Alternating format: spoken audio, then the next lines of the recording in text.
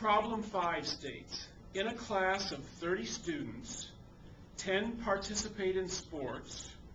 All right, so let's start getting down some info here. We've got 30 students.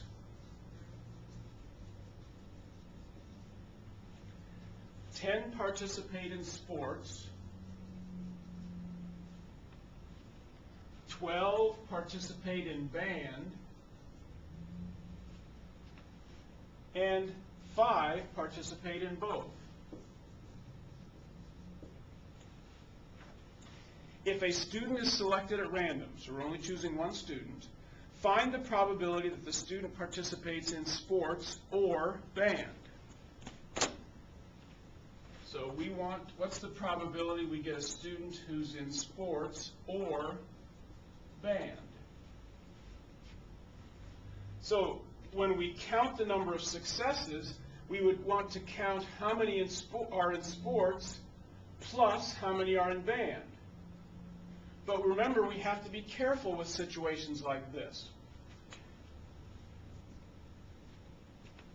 When you have some who participate in both, in effect what you have is that overlap area. It's that whole idea that we looked at with the circles. Here are the students in sports, here are the students in band, and we have 5 who are in both.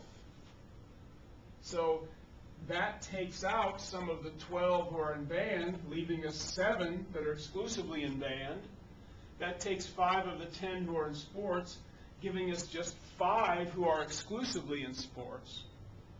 So if you want to, you can draw a diagram to help you see how many there are altogether that are in sports or band, and it's 17. Or the other way to figure that is take the number who are in sports plus the number who are in band and subtract the number who are in both so that you're not double counting those. And what's the total outcomes? Well, again, if there are 30 students and we're just picking one student, there are 30 outcomes. That's the simple situation. You're only picking one out of a number. So we've got what? 22 minus 5 is 17. So the probability that we would pick a student who was in sports or band would be 17 out of 30.